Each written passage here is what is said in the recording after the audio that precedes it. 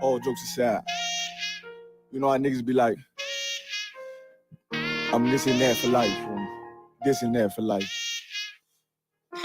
I'm on West for life, nigga, this a blood oath. Hey, yo, Madara, here go a class for you, my nigga. 140 for the rebel. The world turned its back on me. I'm a cripple. We got soldiers, he got soldiers, but I got different ones. Ain't no way out, I tell you once. Don't pray for nothing, sin and curse. We can't forgive what's forbidden. Remain in them trenches. Trust in the Lord, but please forgive me for the times that I did. If rank is given, have your respect to your apprentice. Be about your business. This loyalty's a death sentence. Look, trying to pick up with a blind field. They said there'll be many mansions. I'm just grinding for my time share. Them devils ain't playing fair. They hunt you like bad pal, but ain't no getting out the game like Jumanji. Or if you take that oath, it's a Dundee. They try to deal death to a priest. You won't make it out in one piece. So you can stand. Just make sure you got the heart. Say your name 3 times and it's death do us part. Look. So how you feel about this truth I done shown? This ain't the life you think, little nigga. I should want. Even your own people go this zone. And the Lord said they hate you for my name. So you better keep it on. Ain't no more guessing. Ain't no more questions. Make sure my election till I'm tucked away like George Jetson. Murder for capital, now it's murder at the Capitol. The world in amazement, we like fuck 'em, raise it. I pity those watching life as it goes by. Be giving mercy in this life, I don't know why. In pump smoke, never try to. The dead at home, my brother be the dead, that's all I don't. In the photo, salute my nigga. They like, how you stay focused? I told them I'm motivated cause of you, my nigga. Brotherhoods and weapons, still got weapons on the scene. And I never do my niggas like Bishop did Raheem. Never mind in all beliefs, they under anesthesia. Shorty say she need me, said she wanna let that love go. Told I let that love grow. But if I bring you to my bed, that's a blood oath. So, how you feel about this truth I done shown? This ain't the life you think, little nigga. I should want. Even your own people go this zone. And the Lord said they hate you for my name, so you better keep it on.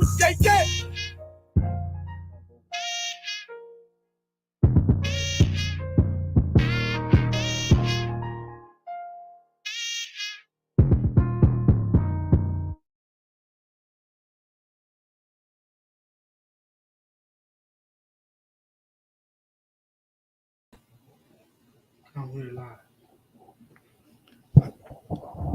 All right, Shalom Israel. We're the I. Go ahead and clap it up, y'all. We're the I.S.U.P.K. We started at 1 West 125th Street, Harlem, New York City, under Commander General Yohana, established in 1969. We're not affiliated with any other Israelite group. We teach the truth according to the Bible that is so-called Black, Hispanic, and Native Indians are God's chosen people. All right. Today's class is going to be pertaining to brotherhood. And the thing we want to understand with today's class about brotherhood is that brotherhood is going to come with conflict, right? You're gonna come with conflict. It's gonna be every day ain't gonna be a loving day with your brothers. It's gonna all be rainbows and candy and beers and drinking and laughing. It's gonna sometimes be disagreements. It's gonna sometimes be unfortunate events that could happen that's going to really test our brotherhood. It's going to test our sisterhood. Nothing about this time that we're living in is set up for us to be able to have the best outcomes in our relationships, whether it be in marriages, whether it be in friendships or brothers or family. It's not set up to have the best outcomes. I mean, we're already in captivity. We got financial issues. We got to slave every day when we don't want to slave every day. There's things that we want to get that we're not able to get. We got disagreements, of how, opposing ideas or thoughts or opinions. A lot of these things influence friction between one another. All right, they promote friction between each other. They cause friction between one another, and the way we have to understand it is that when these things happen, that there's a ways in this Bible that we're supposed to handle our disagreements or our offenses between one another. When we think about what we're going through and we slip into a mind state where we upset because we oppressed by the white man and we take it out on our brothers and sisters, there's things that are set up in this Bible to take care of those issues and those offenses so that brotherly love can be able to continue. Okay, this is not going to be no, we just everything is perfect. We between us. There's plenty of stories in the Bible, like Jonathan and David, for example, where Jonathan was hired to kill David. Jonathan was hired to kill David from his father, and because Jonathan, had love for David, he didn't kill it. He didn't want to kill David, right?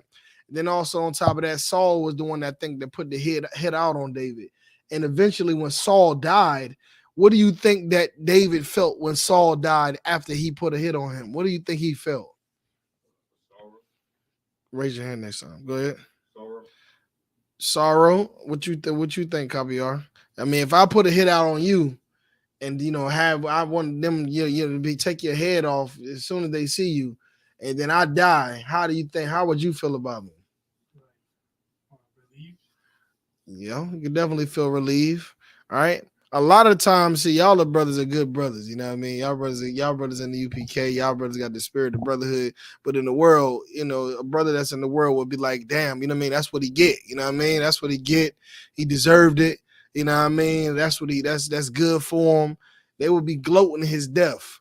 But because the brotherhood in the Bible that y'all brothers are displaying right now, like you said, to have sorrow for someone who hated you. You know what I mean? For someone who didn't care about you, someone who talked about you and wanted you to take your life, to have sorrow for a person like that died, to be relieved, just only to be relieved, is the same type of brotherhood that David had, right? Because after Saul was killed in war, David mourned for Saul, right? He had, like you say, he had sorrow. David mourned for Saul, and not only did David mourn for Saul, he wanted Saul's body to be buried and for the whole thing to be taken care of in a manner where our enemies didn't know the suffering that we were going through. Because even though Saul wanted David to be killed, and when Saul died, not only did David have sorrow and mourn for him, like it said, he lamented for him, which means to mourn or cry. But he also didn't even want our enemies to be able to glorify in Saul's death. This is the type of brotherhood that we need to have, and that's what we're bringing out today. Even though brothers also have disagreements, we got to be able to see past those things to know that this is your brother. And no matter what problems we have or how I may see you, we're family. You understand?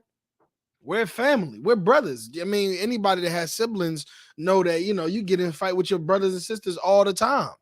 You know what I mean? And to the point where you just, next thing you know, y'all back. Hey, you want to play the game? All right, cool. Yeah, let's go. And then you back cool again. You work it out, you get it over with, and you get back. Well, that's the same type of love as it applies to family and your own households as it applies to the family of our nation, Israel, being the so-called Blacks, Hispanics, and Native Indians. And the thing is, we can be able to settle those disputes and have disputes with one another. But the one thing that we will all be able to agree on is that we have a greater enemy out here. You understand? We have a greater enemy that's really hates your goddamn guts. Not because you stepped on his shoes, not because all of the things your brothers offend you by. No, but he just hates you because he envies you. He hates you because you're the child of God, because you're a so-called Black, Hispanic, and Native Indian, and they're not. You understand? They've been sent from afar to oppress you and to destroy you with a continual stroke. Like their sole purpose to destroy you, literally, and they don't have no reason.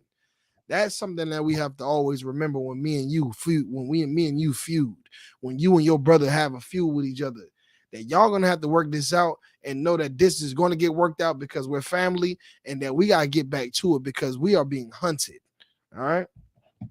Let me get Matthew. Let me see. Matter of fact, start at Matthew. Let's start at Romans chapter 2, verse 11. All right. Romans chapter 2, verse 11. Let me get that real quick.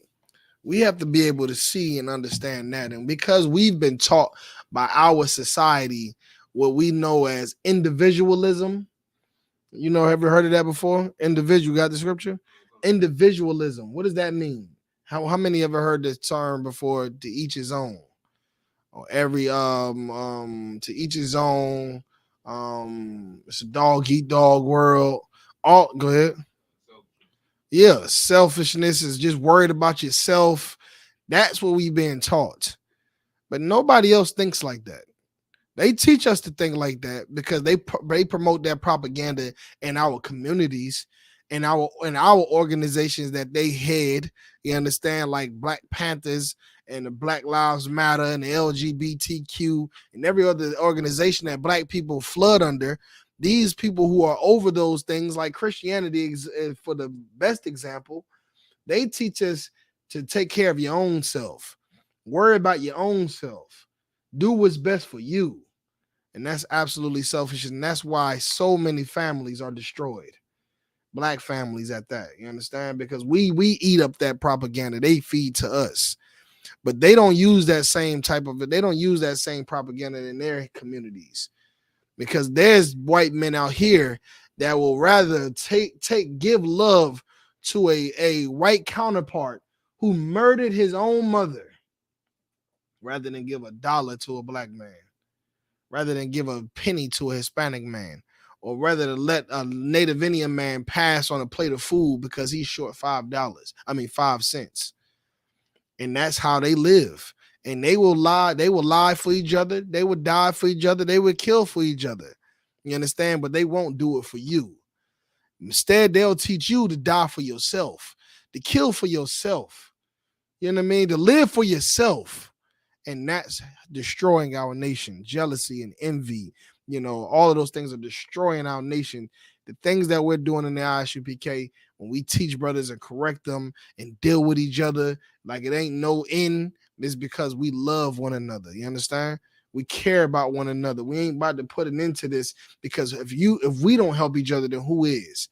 You understand? Because every other nation is not promoting help for you. For Blacks, Hispanics, and Native Indians, they're promoting help for their own. You understand? Go ahead and give me what you got. Gonna come. This is the book of Romans, chapter 2, verse 11. Good. For there is no respect of person. Go ahead. Read it one more time. For there is no respect of person.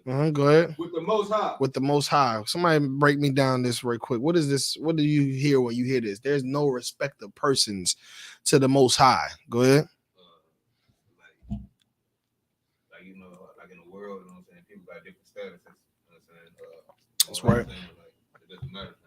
That's right. You know what I mean? The Lord don't care about your statuses and all that, right?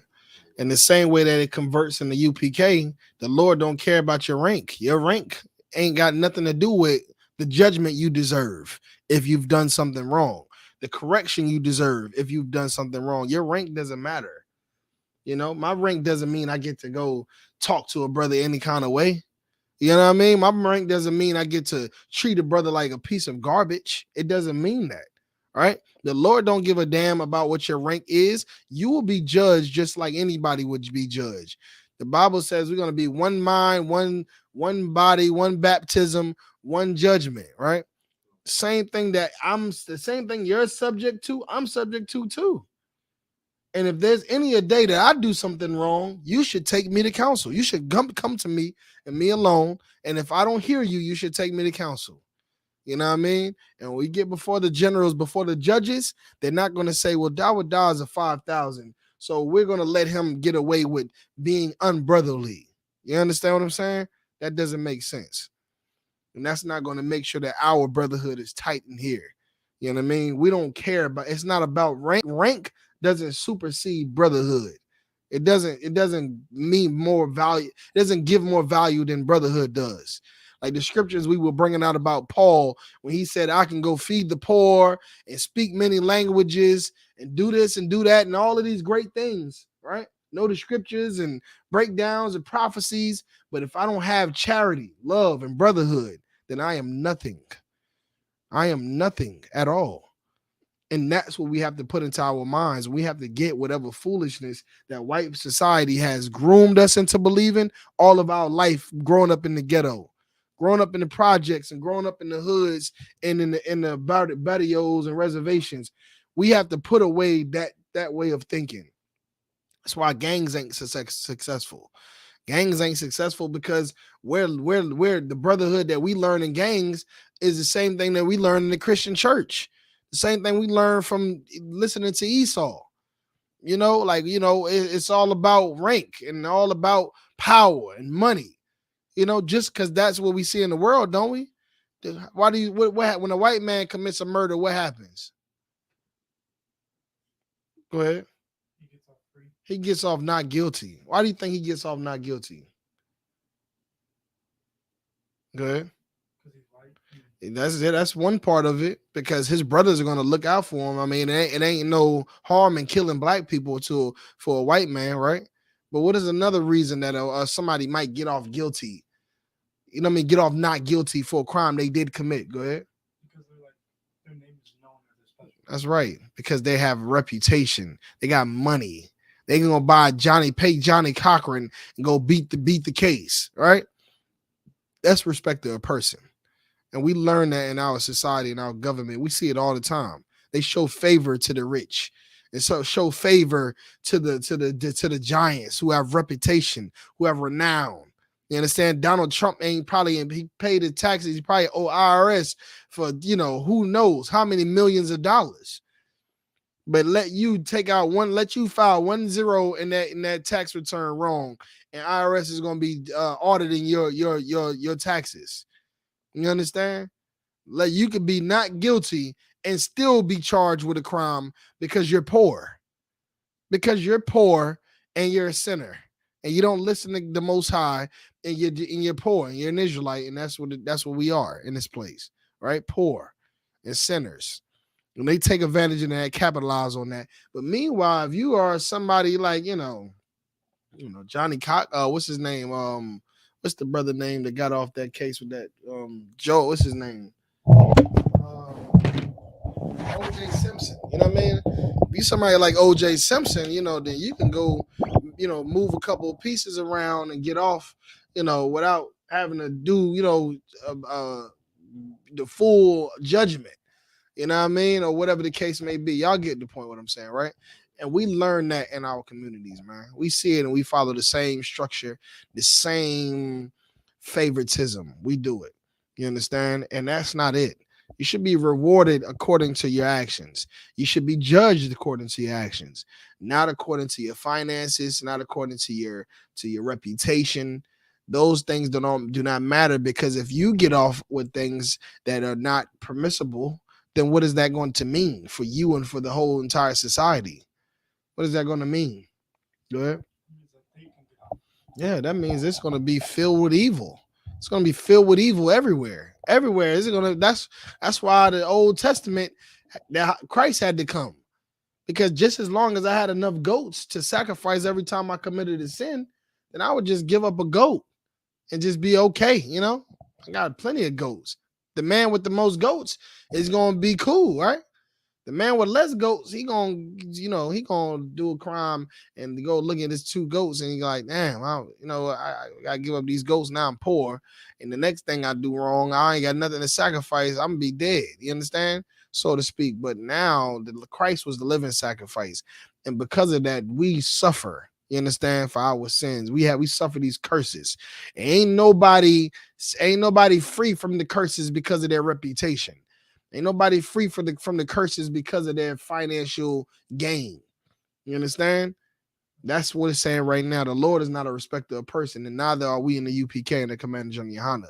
Whatever you do in here, you're accountable for it. Whatever you say in here, you're accountable for it. All right? Go ahead, continue to read from the top. It's the book of Romans, chapter 2, verse 11. Mm-hmm. But there is no respect of persons. Mm-hmm.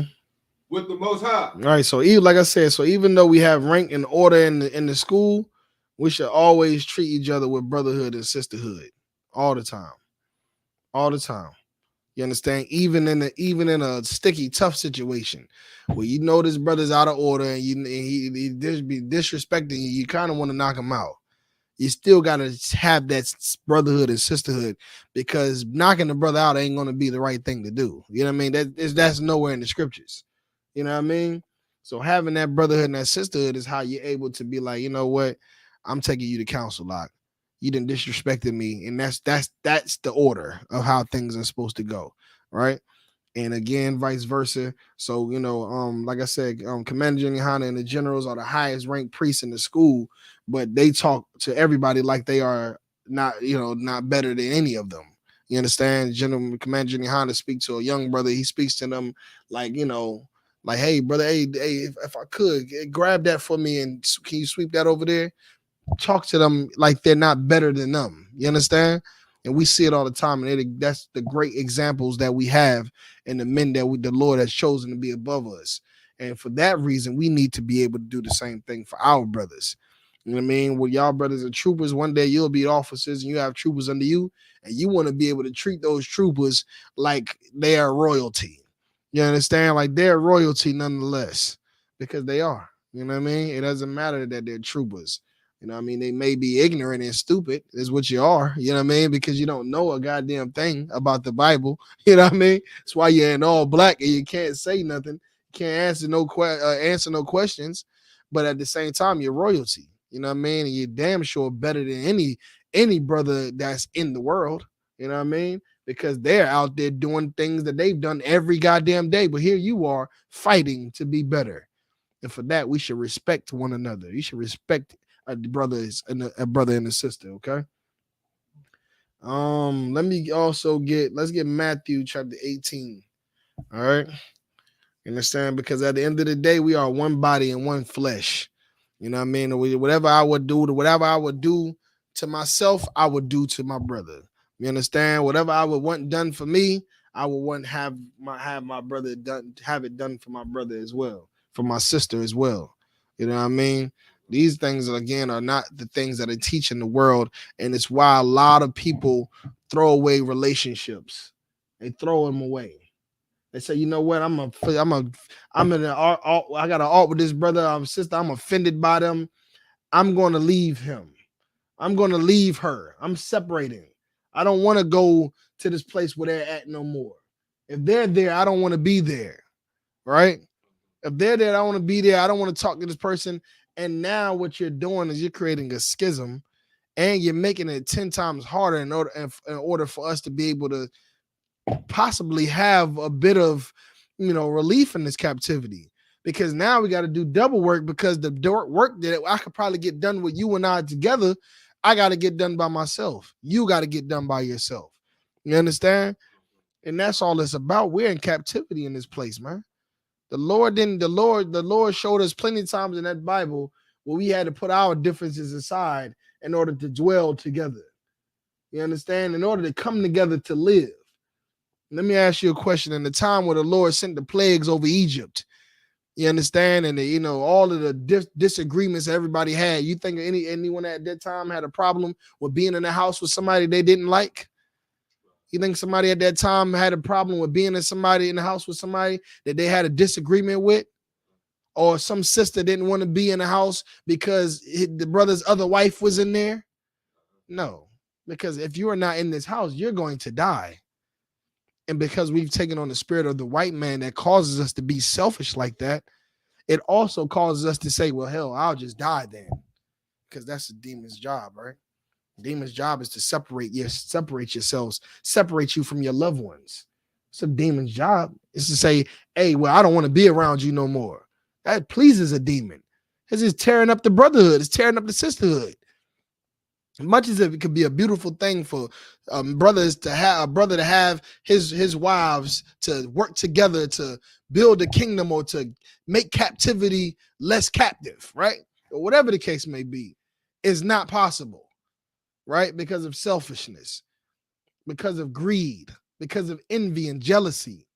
You know what I mean? Same thing when it comes to brothers and sisters. The things that we could be able to get them together, we're not able to do. And that's a demon's job, because it's going to be hindering us from being able to acquire a lifestyle that we would love to have. It's going to hinder us from being able to acquire a level of reputation, fortune, success, whatever it is, relief that we desire to have, right? So again, what we're reading about right now, we're telling you right now that we have to put our differences aside, because if we allow demons to fester into our minds and think to the point where now I can't be around this brother, I can't be around the sister, I don't want to be in the same place as them, then what is it? To what effect will it be to what the Lord asked us to do when he said, gather yourselves together, O nation not desired? How can that be of any effect at all? How can we complete that order? Is there any way? There's no way to complete that order. So with that being said, whatever differences you have, if it's right aligned with the Lord, if it's aligned with the law, then we're going to align with that. Then that's what we're going with. So when you go in a council and you a brother and a sister or a husband or a wife or whatever the case may be goes in the council, it won't be a respecter of person. It won't be, oh, that's die with die, so I'm gonna go with him and not his wife. That's sister, whatever, Sanaa, you know what I mean? I'm gonna go with her, and now her husband that's in the world, right? Because he's in the world. No, it's not a respecter of person, not whether it's in the truth or in the world. Because the Most High don't care if you in the truth or in the world. You can mess up in the truth and still get judgment just like as you would in the world. You understand? So again, there's no respect of a person. The only thing that we're basing everything decision and every correction that we're making between brothers and sisters, husbands and wives, mothers, fathers, whatever the case may be, is based on the law. Based on the law. If you sleep with another brother's wife, it doesn't matter what your rank is. You've done wrong. That's it. That's the point blank, right? That's it. And that's the beauty of not being a respecter of person. So you don't have to go in the council or have a brother that's over you, that's treating you like garbage, and everyone permits it because their rank, or because this person is not in the school, or because this is a man and she's a woman. That don't ride in here. We ain't misogynists in the I.S.U.P.K. You understand? I can't tell you the amount of times brothers go to council with their wives and lose, and their wives win the council. You understand? So again, everyone needs to understand how to treat one another brotherly and sisterly. Put everything aside, treat everyone brotherly and sisterly as you would want them to treat you. There's no rank in brotherhood. Rank is for us to, like, if we get to arguing right now about who's going to take the trash out, that trash is never ever going to get taken out. But because of rank, one person can say, you take the trash out, and it'll get done. That's what rank is about. It's about order and getting things done, settling disputes of how things are going to get done, and like a machine. You know what I mean? There's different parts that do different things. That's what rank is about. It's not about anything else. You understand? There's a reason that person is your supervisor at your job, and that person is your manager at your job. You understand? Because they're more fit for that, to run that position, and they have a wider view and understanding of that position than you may have as just an employee. And you as an employee have just enough education and knowledge to run that particular job. But all in all, is to make the whole entire company go, and y'all are part of one company, just like in I.S.U.P.K, we're a part of one body. You understand? You want to say something, Caviar? Or okay, no sweat. All right, so so again, so if you have respect only for current people that was cause discord or division between brothers and sisters, and that's not what the Most High wanted for his children, man. The Lord said, gather yourselves together, man. We gotta learn how to deal with our disputes with each other. It ain't because like I said, a demon's job. You will be a brother and a sister, or a sister that's listening to your demons and thinking that this is broken, my marriage is broken, this brotherhood, he done disrespected me, and the only answer is to leave. And you'll take counsel in the world. from friends and family. And what do you think that their counsel is going to be? What do you think their counsel is going to be based on? It's going to be respect to a person. That's the best answer, all right? According to what we're talking about. It's going to be respect to a person. Your mother, daughter's mother is going to take her side. She doesn't care how much of a whore her daughter is being. Look at Steve Harvey, right? Steve Harvey's daughter is out here. She done been with every rapper that you could think of. She was with Future. She was with P. Diddy. She was with, who else she was just with? Michael B. Jordan. And he what does he say? I support whatever she do. Because he's a respecter of person, because that's his daughter. And he doesn't see the whoredom and how it's destroying her life, how maybe that probably was a good man for her to be with, that's her husband, and she made a decision to sleep with him, and sex is marriage, and it's till death do you part. He can't see those things because he's blinded by respect of a person, because that's his daughter. But he doesn't realize how much lack of love he's showing her by supporting her whoredom, by supporting whatever she does. She's over much liberty. Whatever she says, she's grown. She do whatever she want to do, and that's okay. And he doesn't realize the lack of love that he's truly showing for her. Because the love of God is what?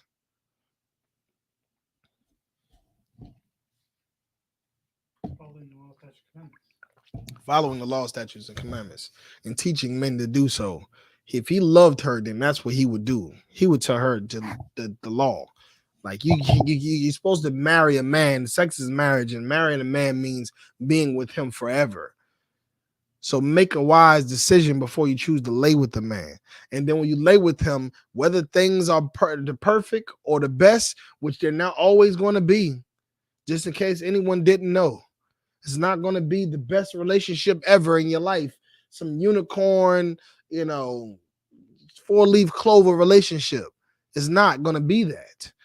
It's going to be rough. You're going to hate each other, right? Same thing with brothers. It's the same thing with brothers. It's going to get rough, and you're going to hate each other. You're going to be annoyed with each other and be offended by each other. And that's not it. That doesn't mean it's over. In the world, it may be over. In the world, for sure. Demons rule and reign in the world, continuously, triumphantly, if that's a word. They reign in the world. They take advantage of brothers and brotherhood in the world. Demons do. They take advantage of sisterhood in the world. They take advantage of marriages. There's hardly any good marriages in the world. And sisters like to always look for a monogamous relationship. But I got news for you, sister. Monogamous relationship doesn't make a good relationship. Doesn't make it a perfect, righteous, best relationship ever. That monogamous relationship can be the worst relationship you've ever had. Right? And that's because the real thing about what relationships are is based on the law and righteousness. That's period. Whether it's monogamous, multiple wives, brothers, sisters, parents, sons, daughters, cousins, nieces, nephews, however it is, whatever relationship it is, the only way it's going to be righteous and perfect is because of the law. That's period. You understand? So again, they reign in the world. Demons do. They take advantage of brothers, and they have brothers killing each other, women setting brothers up and getting brothers killed, sisters killing each other and fighting each other because they found out they man sleeping with her, you know what I mean? And, she was with the man, my man, and brothers is murdering brothers because this brother's sleeping with his wife, and y'all see it every day. See, the brother, what's his name? Trouble, was just murdered just a while back ago. A brother, a young black rapper, was murdered because he's sleeping in the bed with a woman that's married. Right? And because she, in her mind, and probably his mind too, believed that sex is just sex, they lied with each other. You understand? They lied with each other. Meanwhile, she just was with a brother in line with him for 3+ years. And only been separated for 2 weeks, which again, separations happen. It can happen. You can fall out with your wife. You can fall out with your husband. But does that mean it's over? No, it does not mean it's over. You can fall out with your brothers. Does that mean it's over? No, it doesn't mean it's over. You know what I mean? That means that this is the time we're working on making it stronger again, getting back together again, unifying again, making the wrongs right again. You understand? That's what it's about. But because we don't see that in the world, demons reign and brothers get killed, sisters become whores and get monkeypox and suffer every type of disease and suffering and curse that the Lord got to give. But in the I.S.U.P.K and the Commander General Yohana, and here we have a structure, you understand, based on the law. And we're about to read that right now. Go ahead and read it for me. Start me off at 18 and 15, I believe. Yeah. Chapter 18, right? Chapter 18. Verse 15. I got you. All right, go ahead. It's the book of Matthew, chapter 18, verse 15. Moreover, if thy brother shall trespass against thee. What does it mean to trespass against your brother? Go ahead. To offend your brother. That's right. To offend him. It doesn't have to be something unlawful. You didn't have to sleep with his wife to be trespassed. You could have called him out of his name. Call him a sissy or something like that. You know what I mean? Or something that he just didn't deserve. You know what I mean? Talk to him and spoke to him in a way that was unbrotherly. And now they're offended, right? Like you just said. Go ahead. Go and tell him his fault. Do what? Go and tell him his fault. Go and tell everybody his fault. Go and tell him his fault. Go and put it on Facebook. Put his fault on Facebook. Go and tell him his fault. Making a subliminal post on social media about his fault. Go and tell him his fault. You know what I mean? Just keep it bottled up inside of you forever and ever and ever. Amen. Go and tell him his fault. No, you should get yourself together, right? Pull your goddamn self together. Be a man. Be a woman. And go tell him their fault. Tell them their fault. What do you think this is about? How long do you think we have? What type of society do you think we're in where we can just sit around and hold grudges against each other and just hold ideas of offenses in our minds and tell ourselves it's okay, I ain't really affected by it, and be able to and think that we're wise for making that type of decision till a week later, 2 weeks later, we ready to fist fight because we didn't take the proper steps to be able to handle this for it not to become more and more potent to the point where we're fighting each other and I'm about to kill you. And now we got to separate and we never see each other. That's what bitches do. You understand? That's what cowards do, man. That's what cowards do. We don't got time for that. I got time for that. You know what I mean? A brother and a sister in a relationship, they got bills to be paid. They got kids to raise. They got all these responsibilities they got to goddamn do. We ain't got time to be, having a silent treatment all day and all week. You know what I mean? Not talking to each other. I ain't talking to you. We ain't got time for that. Them kids don't got time for that. They don't got time for that. They need y'all to get this shit together because they need to eat. They need clothes on their back. They need to get to school and back. They need y'all to communicate so we can be able to get things done efficiently and effectively. They don't got to pay. They don't have to pay for your cowardness. They don't get to pay for that. Neither do I.S.U.P.K or anybody in the entire nation. We don't got time for you brothers to be arguing and having and holding again inside of each other. No, we got to unify the kingdom. We got to stop police brutality. We got to stop drug addictions. You understand what I'm saying? We got to save brothers' lives, sisters' lives that are dying and homeless and poor and in jail and getting ready to die or kill someone. And we only can do it if we figure out how to fix our problems. And we ain't got all day, man. The more time we wait on things, everyone has to suffer. Everyone has to suffer while you sit around and make Facebook posts, subliminal subs, and go off into your own little bubble like a goddamn coward for brothers and sisters, right? What does it? Read it again? Verse 15. Moreover, if thy brother shall trespass against thee, go and tell him his fault. If your brother trespassed against you, go and tell him his fault. Go and tell him his fault. Go. That's what it says. It says doesn't say anything else besides go and tell him his fault. Go and tell her fault. This is the process that it takes to be able to build and unify a nation. That's what it takes to fight oppression right here, what we're reading right now.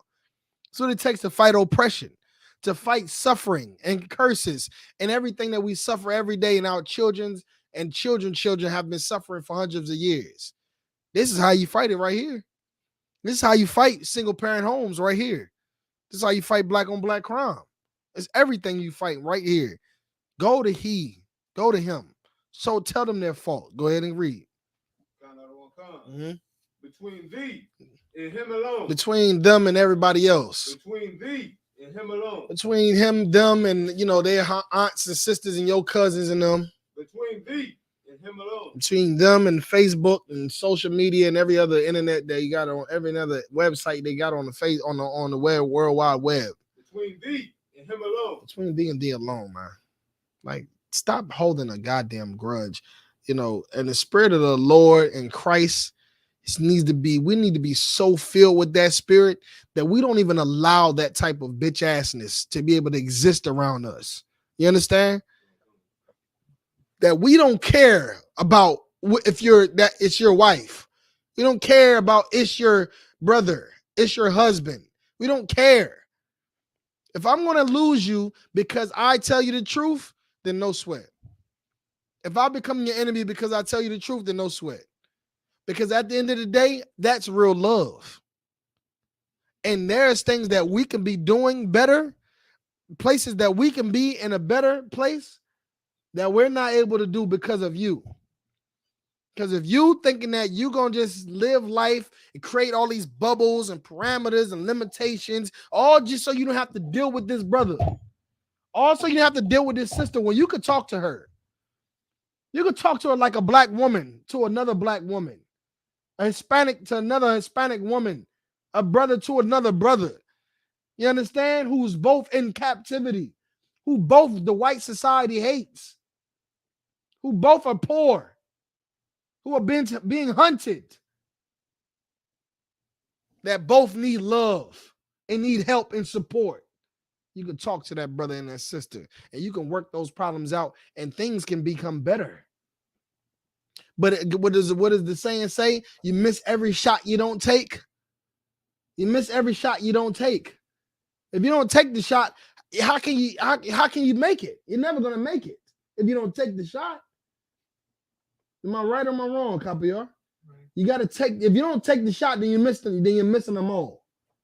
Then anything that possibly could have come from it that was positive will never be. It'll just be negative by default. And it's not acceptable. You have a choice. Everyone has a choice. And that choice is to do right. That's your choice. To do right, and if somebody accepts it, or whether somebody accepts it or not, that's your choice, right? You don't get to be like, oh, well, no, I'm just going, bear a grudge and have a grudge. And, I'm just going to not worry about it. I really ain't really that offended. You know what I mean? I just need to be over here. Because, that's what everybody's saying. Everybody say, oh, I ain't really in my feelings about it. I ain't really hurt about it. I ain't really tripping about it. But I'm just going, I'm just going to go over here. I'm just going to not do this no more. I'm not going to come to this no more, this event no more. You know what I mean? And really what they're doing is they really care. They're really in their feelings and they really are tripping. You just don't want to say it. And that's cowardly. It's cowardly, bro. You understand? Cut it out and be able to work things out with your brother and sister so you can be able to really benefit in life. Like I said, the damn things brothers that have multiple wives are able to accomplish if everyone can work together will be so beautiful to the point where you don't even see that you're in captivity anymore. The type of struggles that you had before are not there anymore. But if you're setting perimeters and boundaries and and all of these different bubbles and creating these things, all you're doing is creating more work, creating less opportunities. That's what you're doing. And At the end of the day, if that's the type of life you want to live, then you live that life. And the UPK and the Commander Janyahana, any brother or sister that fears the Lord, that loves the truth and respects the law, you understand? They're going to follow these things and hold these things and teach these things as well. That's the bottom line. That's it. And they're not going to allow anybody's feelings and they're tripping and any other thing, like the Bible says, cry aloud and spare not. They're not going to let any of those things get in between anyone else who wants to be able to be supportive, anyone else who wants to change their life, anyone else who doesn't want to be the same person they've always been in their goddamn life in the streets with the tutelage of white society, with the tutelage of goddamn Islam and Taoism and Kemetism and Egyptology and all that garbage that they raise is in their fabric of their mind. It doesn't want to live like that anymore. You give them the respect and decency of being able to live and be able to have this truth and apply it to their lives and be able to grow. And don't you take that from anybody else. You allow who wants to grow to grow. And whoever wants to be a goddamn coward, you let them be a coward and shrivel up in a corner by their goddamn self. But never encourage cowardness. Never encourage any of those things because you don't want to hurt somebody's feelings. Because you don't want to hurt their heart. You understand? Or because that's your daughter. Oh, that's my wife. Oh, that's my brother. That's such and such. I don't want to, I can't, no. To hell with all of that. Go ahead, Copy R. Mm-hmm. So if you see another brother struggling to get along with another brother, you tell them to go to that brother and then. Yeah, absolutely. That's what you tell them. That's brotherhood as well. You see two brothers all having an altercation and they split up like on some. All right, well, F you then. And they walk off. Nah, listen. Nah, you need to. Go talk to him. If he don't hear you, take it to counsel. Hey, same thing, y'all. Y'all work this out. If y'all can't work this out, and y'all take this to counsel. But just walking off on each other and separating and creating distance between each other. It's not permissible by brothers and sisters for Blacks, Hispanics, and Native Indians. It's not. The Lord is not allowing it. That's why we're in the state that we're in right now.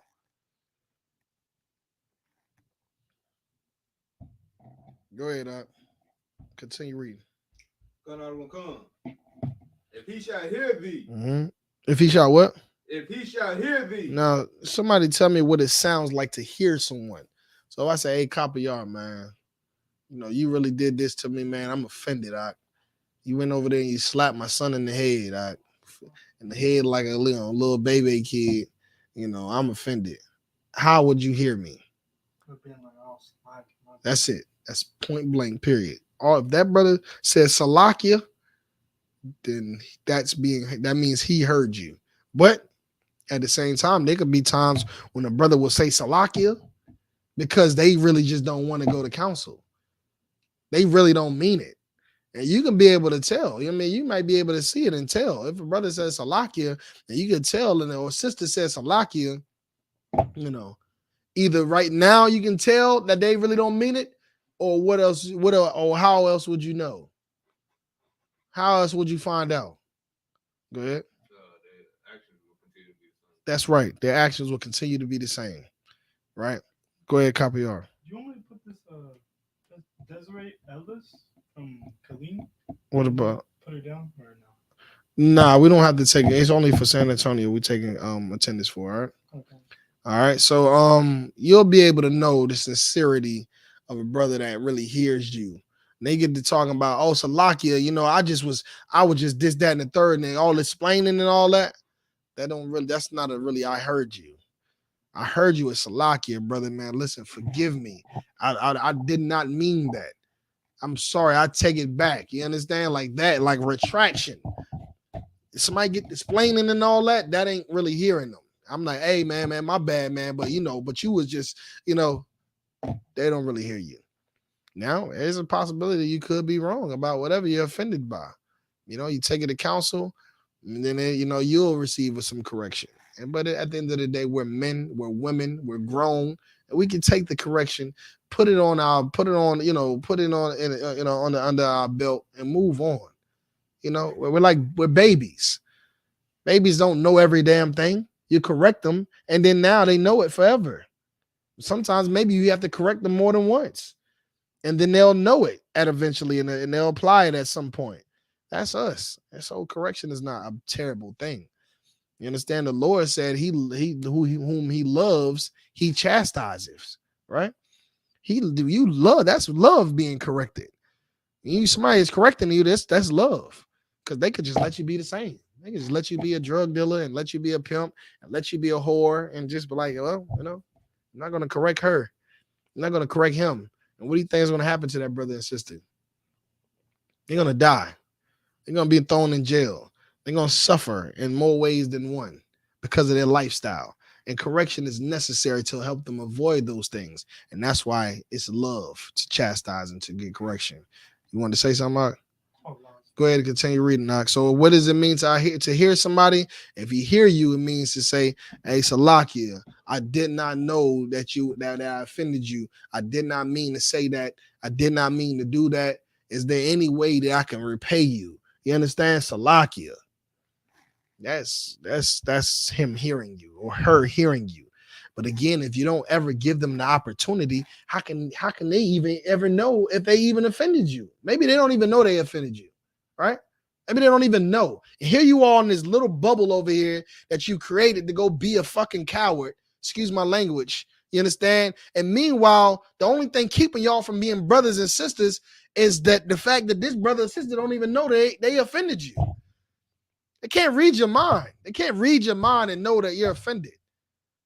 You said something, but they didn't say Salakia, and guess what? You didn't take them to counsel. You didn't take them to the next level to go to counsel. So again, saying something is necessary. Do not hold it in. Do not let it fester. Say something. That brother or sister may not even know that they offended you. You can give them an opportunity to be brotherly to you, to show you brotherhood, to say, damn, Salakia, Salakia, sis, I didn't even know I did that. I didn't even know I felt that. You felt that way. I didn't know it affected you like that. You know what I mean? And you would be surprised, like, damn, like this whole time I was about to throw our whole relationship away, friendship away, and damn, it was just that simple. All I had to do was say something, and they like, oh, my bad. I'm sorry. Salakia, forgive me. And now you know what? Damn. You want to go grab a bite to eat? See, you able to let what brotherly love continue. All right, go ahead and continue, Out. If he shall hear thee, thou hast gained thy brother. Right, and that's what it is. If they hear you, then you have gained your brother, right? Because that's what's going to happen at the end of the day. If they say, man, Salakia, man, I didn't even know that. I didn't even know I treated you like that. I didn't know that offended you. You're going to be relieved. All right, you're going to be like, damn, man. All right, well, all right, cool. Yeah, I forgive you. That's what's up then. All right, cool. All right, what's been up? Then you start picking up where you left off at. You know what I mean? You start to building where you left off at. You can now where you left off, you starting to amount to new horizons in that relationship, or in that partnership or whatever it is. You're starting to now gain things or be able to get back to sharing things that you love to share with that person. That you love to be able to, relate with that person. And that's what the Lord is all about, man. That's what it means to gather yourselves together. Come together, and you can't come together and gather yourselves together under Islam. You can't gather yourselves together under the Christian church, Catholicism. You can't gather yourselves under the Crips or the Bloods. You can't gather yourself under America, the American flag and government. You have to gather yourselves under Christ and these laws, the spirit of Christ and these laws, statutes, and commandments, because that's the only thing that's going to keep us together. Because without that, everything that we gather ourselves under is going to just tear us apart. There's no laws for brotherhood in the Book of the Dead. There's no laws of the brotherhood written on the goddamn pyramids and the hieroglyphs and the Sanskrips. It ain't there to tell you how to deal with your brother and love your wife and love your husband. I have yet to see a chematologist or Egyptologist tell me one piece of artifact or information from ancient, Egyptian culture that says how to keep your wife and how to keep your husband, how to keep your relationship strong, how to keep your brothers and sisters off of drugs. I never seen it. Nobody ever did it. They wear their hair, they cut their hair bald and wear the big ponytail on the top. They cut their eyelashes and, do all of the double tape lines and every other homosexual thing they can do. They got all of that. They can do all of that. They know how to spliff a joint, immaculately. They can roll a joint better than the gods themselves. You know what I mean? Hotep and Ramen and all of them. They can roll a joint. They know how to do all of that. And have sex with men. Men have sex with men and women have sex with women. And they know how to do all of that. But they don't know how to be brothers. They don't know how to be sisters. They don't know how to keep their relationship strong and to fight drug addiction, to fight poverty. They don't have that in those answers. But in the I.S.U.P.K, in that Bible, we teach those things. It's all in there. Okay? We gather ourselves under Christ, and that's what these laws and these steps and these orders and instructions that we read right now. All right? Go ahead and continue. Verse 16. But if he would not hear thee. But if there's an event that they don't hear you, they're like, man, hey, listen, man, save that shit, man. Save it. You know what I mean? I don't care what you talking about. I did what I did. I said what I said. All right? They could be like that. And then what? What does that mean? Oh, now surely I have to stab him in the neck. Surely I have to, surely I have to shoot the fade with this sister. Surely these sisters have to go and shoot the fair one. Surely they have to. Surely, huh? Right. Surely somebody has to die. Like it's just like it's that's us in the world. That's us in the world. When things happen like that between brothers and sisters, it's like this is what has to happen. I got to kill him. I got to kill her. That's what we tell ourselves. That's demons in our minds, man. That's white influence is what it is in our minds, that we resort to that, what they would call a nigga moment, where we just black out and not think about anything that matters, our children, our life, our freedom, the things that we have together, the oppressor that's against all of us. We don't think about none of that in a nigga moment, because that's a demon moment. When a demon takes over your mind and have you to not care about nothing else but your goddamn self, to do something that you're going to regret for your life, for the rest of your life. Your children are going to regret it. You understand? Your children and your wife and your husband, everyone's going to regret it, your decision that you make in that demon moment. You understand? And that's what it is. But when we read these scriptures, it says when you have an altercation with somebody, you go to them. You don't talk behind their back. You don't go gossip and murmur to everyone you know and their family and friends, make subliminal posts, keep it to yourself and bottle it up till next time. No, you go to D and D alone. You talk to them. You show them. You say what it is that you have a problem with. You fix it, because that's how people fix each other. That's how people fix each other. How can we ever right our wrongs if we don't know we're wrong? How can we ever do it? You understand? And then what are you going to do? Hold this person to this reputation forever? Just this is what they are, just a pimp and a criminal and a thug and a gangster? Well, what the hell are you?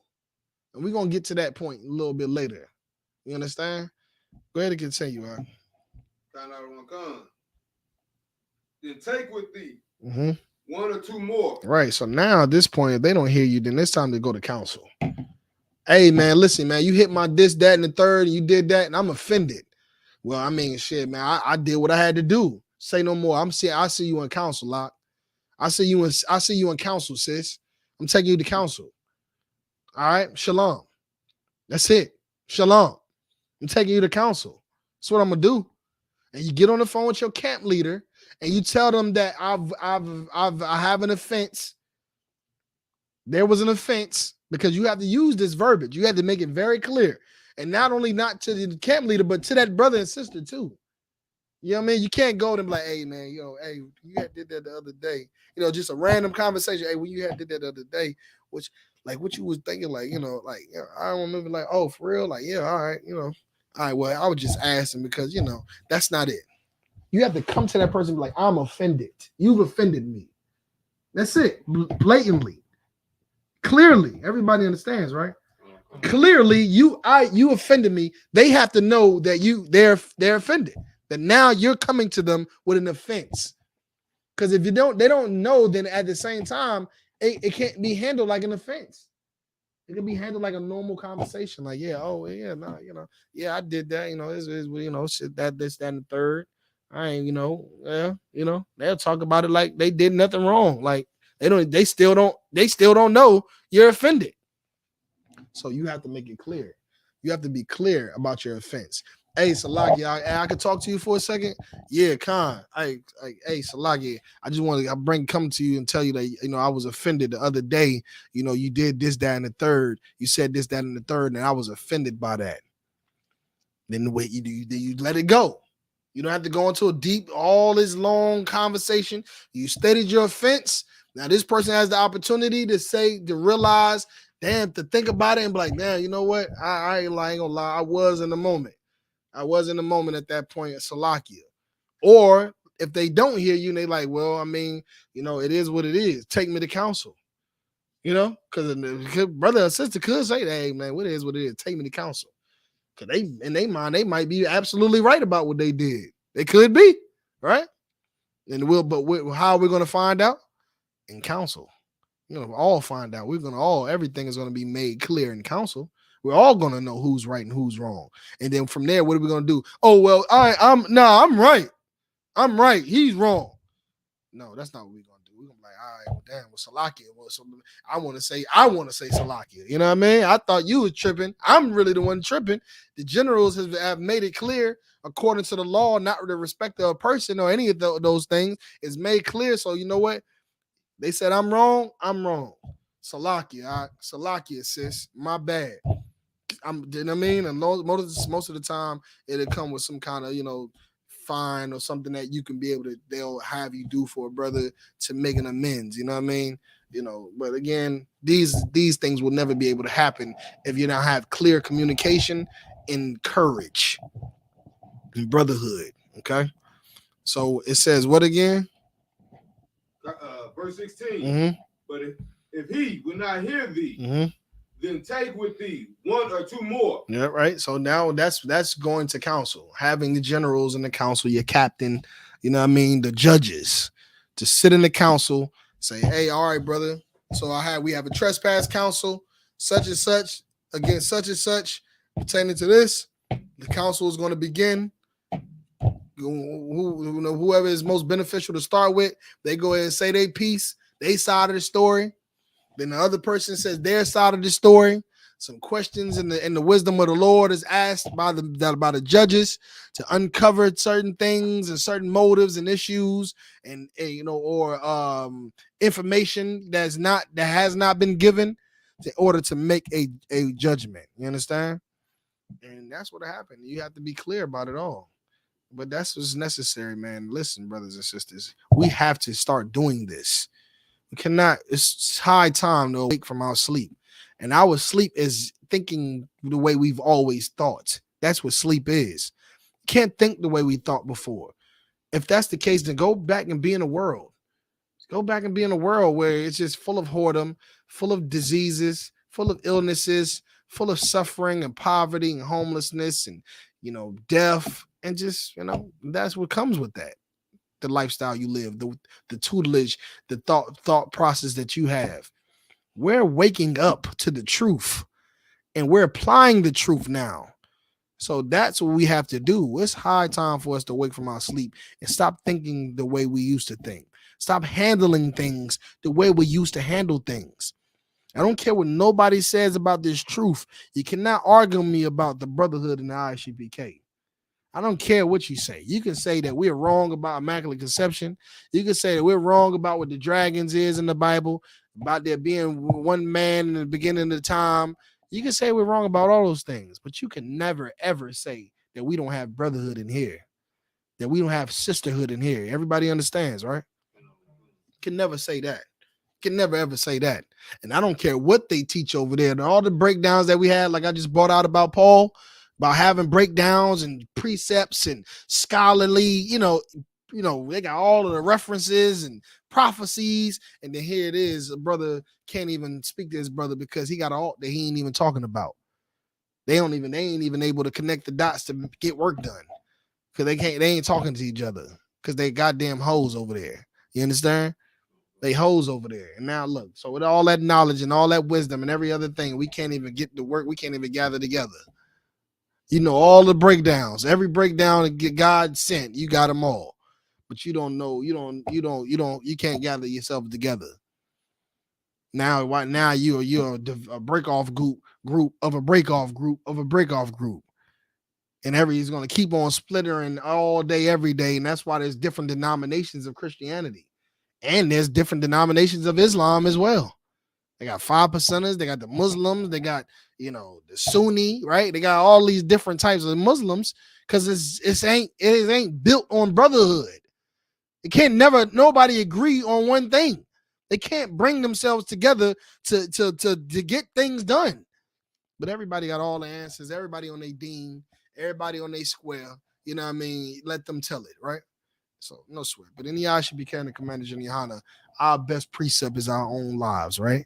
How we treat one another, how we live our daily lives. When we don't eat pork, shrimp, crab, and lobster, when we don't have sex with our brother's wives, when we don't have an alt with our brother, you understand? When we do have an alt with our brother, and go to them about it. When we do have alts with sisters, have alts, and they go to each other about it. We do have that. You understand? Go ahead and continue. And I will come that in the mouth of 2 or 3 witnesses, every word may be established. That's right. Every word may be established. That's what it is. That's what's going to happen. It's going to be established what's the truth and what's not the truth. It's going to be established who's right and who's wrong. It's going to be established. And we can just walk away from there and then life will be way easier. That's the benefit about being a soldier. It's the benefit of being a soldier. You don't have to figure things out. There are men that the Lord set up in this earth that are absolutely marvelous. Got all the breakdowns and prophecies and got all the wisdom the Lord had to give. And now they're pouring it into us to be able to have it. And it comes in the form of not just class every day, right? It also comes in the form of correction as well. There's some things I won't be able to learn without correction. There's some things you won't be able to learn without class. It all teaches you, right? Just like Adam and Eve. I mean, the Lord said, don't do this. He said it. He said not to do it. He said they was going to die. That was class.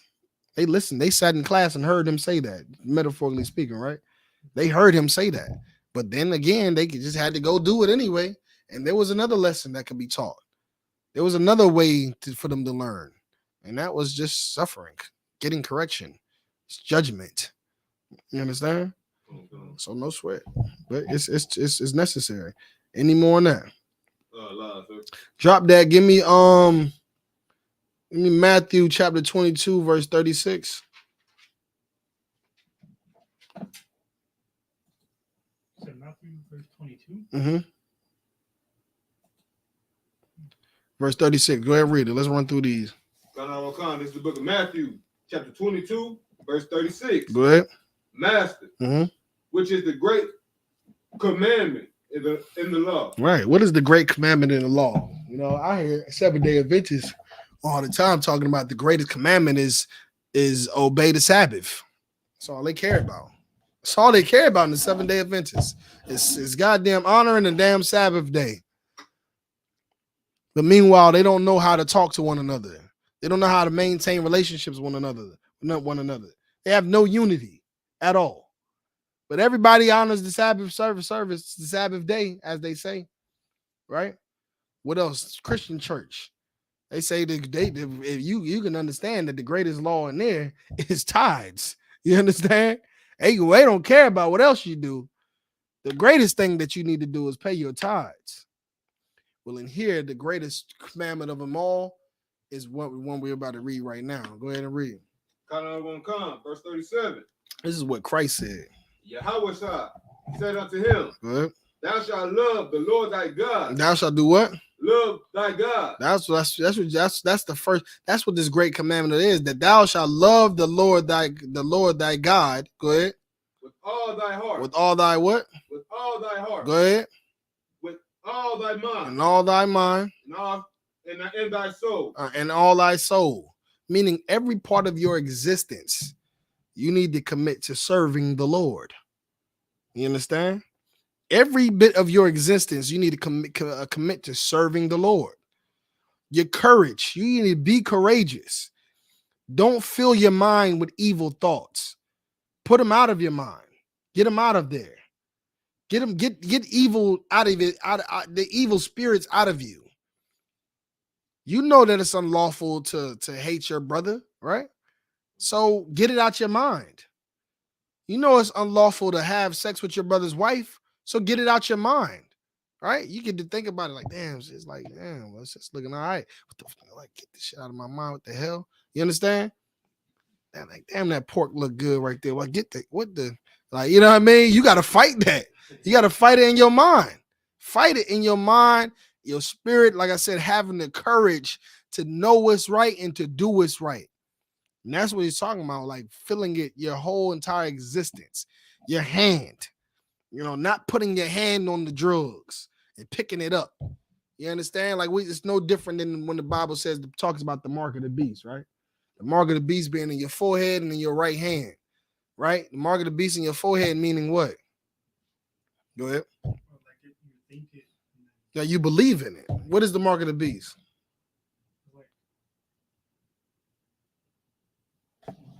Taking on the customs of other nations. That's acceptable. Like religions, Christianity, all that. That's the mark of the beast in your mind, and you believe it. You believe that Christ died for everybody. You believe that God loves everybody, and all that. That's the mark of the beast. They all have the mark of the beast that's in that church and in Islam and all these other lifestyles, like you said, cultures and philosophies. That's the mark of the beast. You understand? And that's in your mind because you believe it. You believe in it. It's in your mind, but it's also in your right hand, meaning what? Go ahead. Right.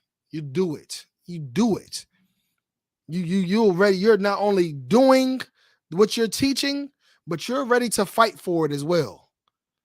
Well, that's what you have to be for the Most High.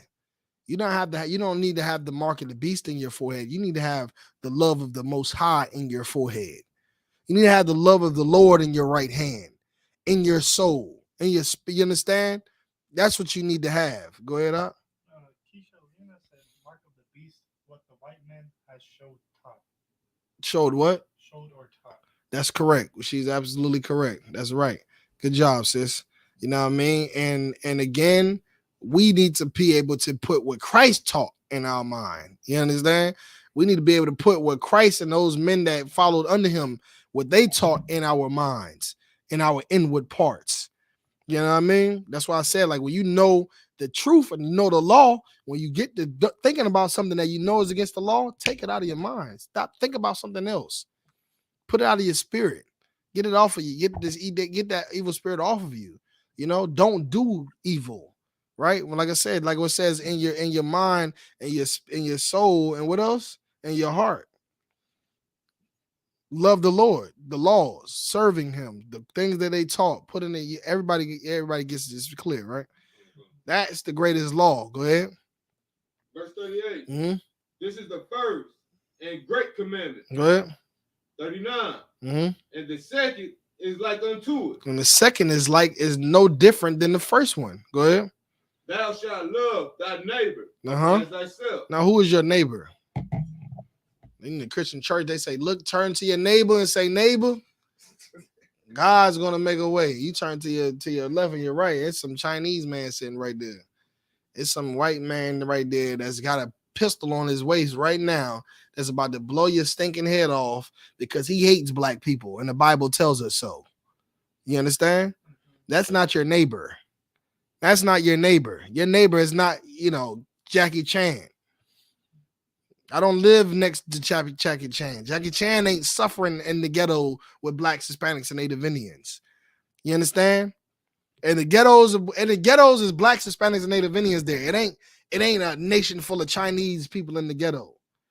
It ain't the Chinese nation ain't in the ghetto. The white nation ain't in the ghetto. The Arab nation ain't in the ghetto. They're not there. Those ghettos in Egypt, down there in Goshen, who was in those ghettos? Go ahead.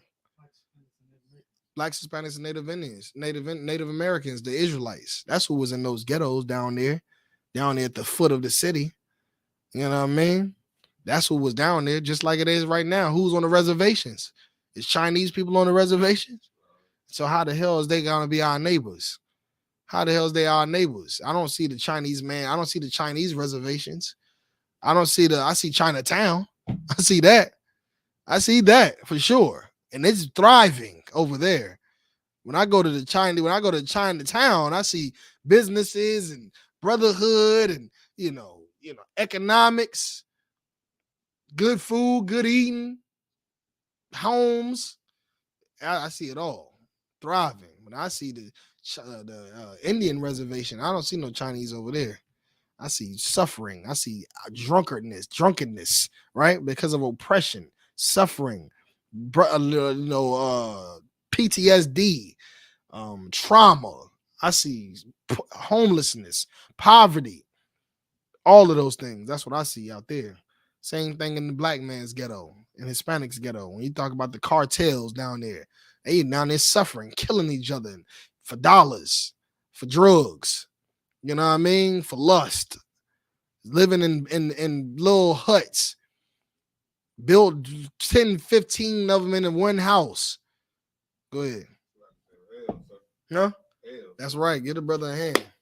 Simply put, I don't see no one in hell living in those conditions but blacks, Hispanics, and Native Indians. And that's your neighbor. And what does it say again, Doc?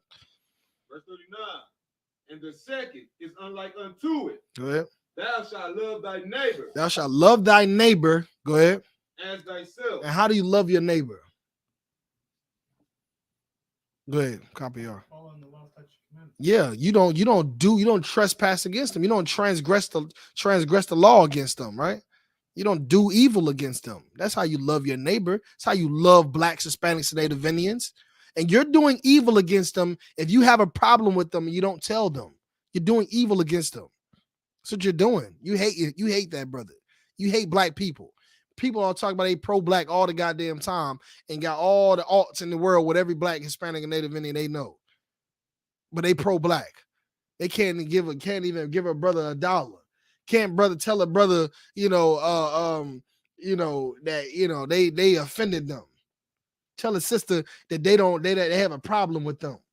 Instead, they'll live the rest of their life bitter and act like they pro-black and have RGV or whatever them flags called, revolutionary something.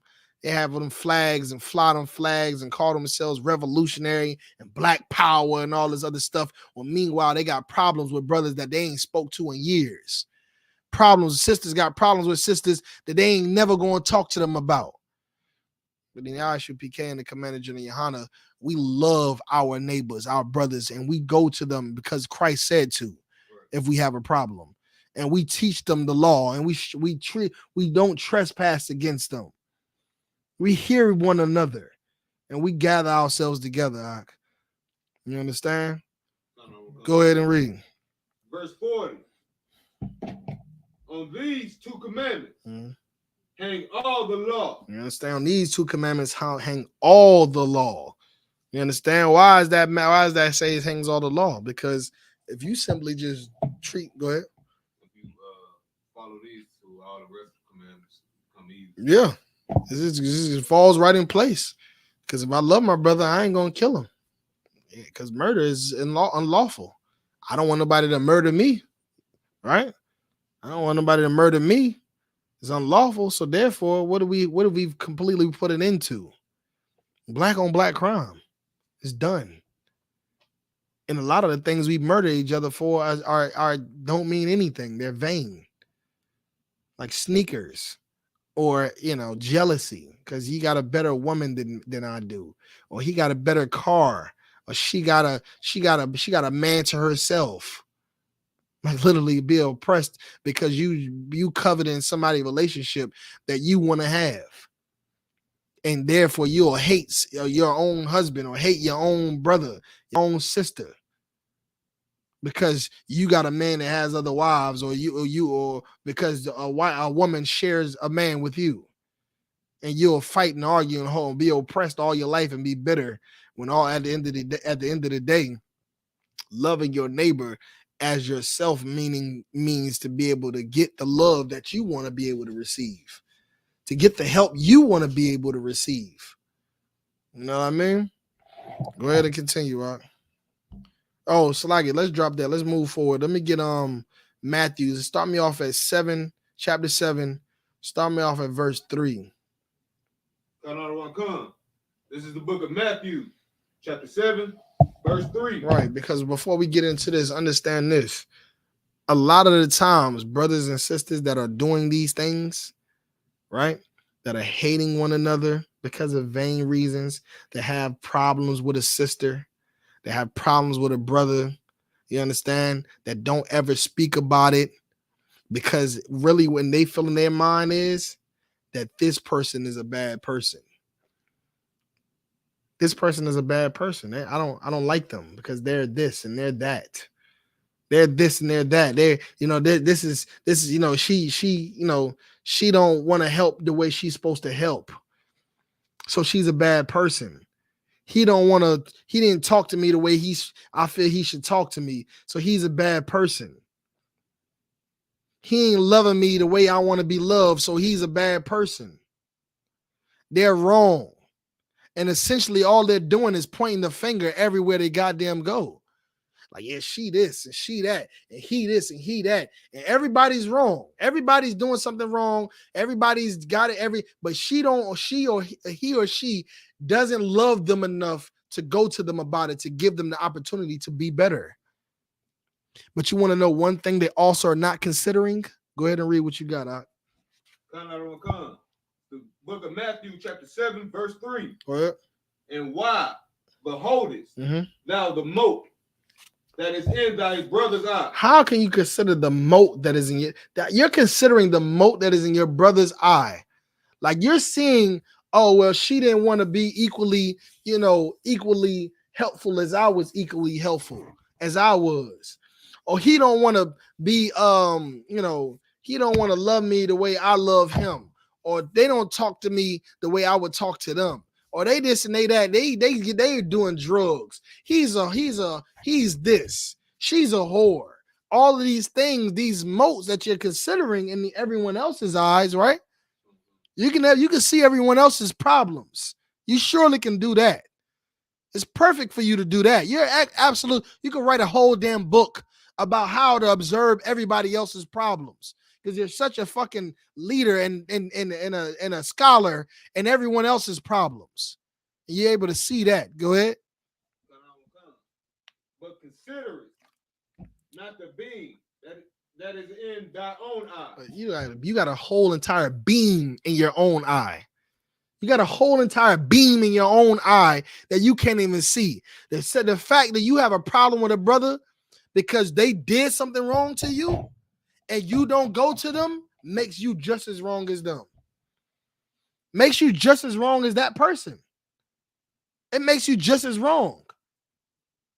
The fact that these brothers and sisters may have done something wrong. I mean, hell, how much wrong have you done? How perfect have you been? Damn it. You understand? That's what we need to be asking ourselves. How perfect have we been?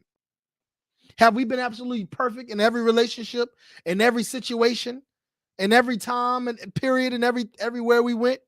No, absolutely not. So why now do you want to be able to hold this person accountable, hold this person to their wrongdoings, to so much so that you look down on them or that you cast them away or something of that nature, right? That you do that you look at them that way when you don't even consider the beam that is in your own eye, the whore that you are, the hateful sister that you are, the hateful brother that you are, the child molester you are, the homosexual, the drug addict, the liar, the whoremonger, all of these things that you are. You should humble yourself, man. You should humble yourself. And when you get to thinking about your dirty laundry, then you can be able to be a lot more humble about everyone else's dirty laundry. You can be a little bit more humble. You understand? You can be a little bit more humble about everyone else's dirty laundry. They say, damn, this brother offended me and made me mad. And you know what? I know I've made people mad before. I know I've offended people before. You know, and if I was to be held to that, then how would I be looked at today? You know what I mean? I'm not that person. I don't want to be an offensive person. I don't want to be spitefully evil towards my brothers and sisters. And for that, anyone who gave me the opportunity to right my wrongs, I appreciate them. And for that as well, I will give another brother or sister the opportunity to do the same. And then they can be able to put away their old ways or their evil ways, and then now have a new name, have a new reputation, right? Have a new reputation. And then you can see this person by that reputation forever. Just like you don't want to be considered by what you've done in your past. You're not that person anymore. You had the opportunity to change. The change is possible. You know, if it wasn't, then we would, the world would be over. It would be done. But there's an opportunity. Christ came and died because there's an opportunity. It's possible for us to change. Many men and women have done it. All right. So for that reason, again, everyone should have that opportunity.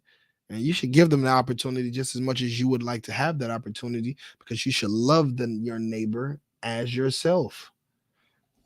Go ahead, continue. Verse 4. Mm-hmm.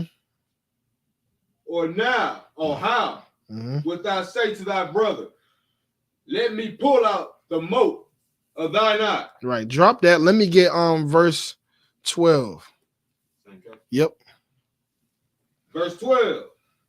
Therefore, all things whatsoever ye what men should do to you. Right. So whatever you would like a person to do to you, go ahead.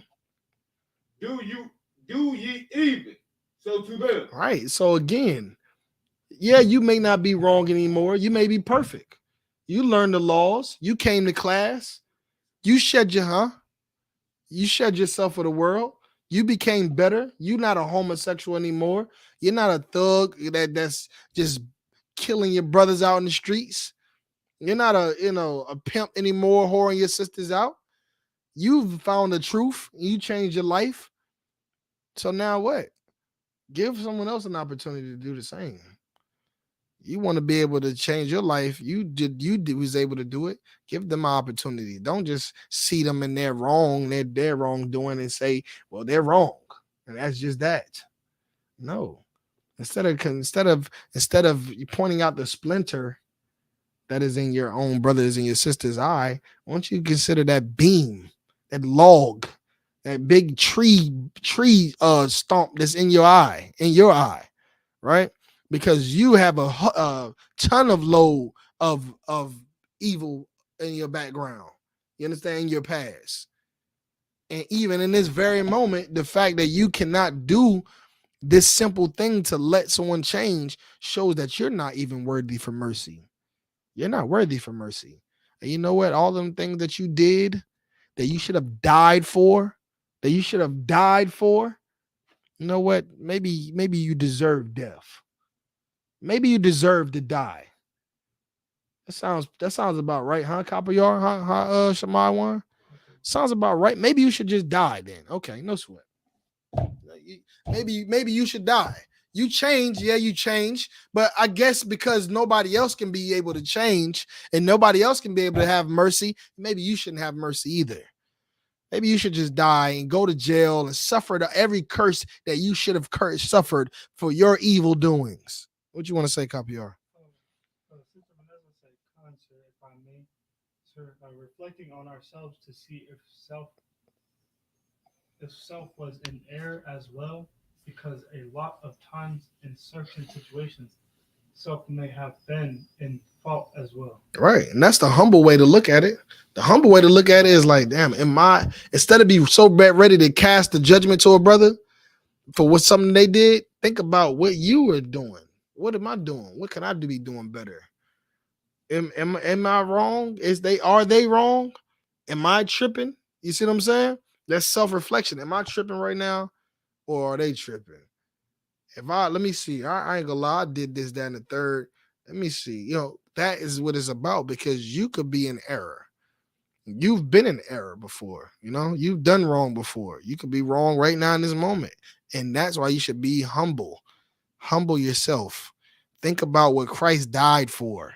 You understand? Christ died to give mercy to sinners. He came to bring repentance to sinners. That's what he said. I came to bring repentance to sinners. What does repentance mean? Go ahead. That's correct. Get a brother in. Repentance means change. I came to give sinners an opportunity to change. I came to bring repentance to sinners so they can be able to change and not be sinners anymore. And you think about how long people sin, how all their lives, 10 years, 20 years, 30 years, and they still alive. Why? Because of mercy. You understand? Not because the laws are done away with, but because of mercy. Because the Lord is having mercy on them, and there's an opportunity yet still for them to change.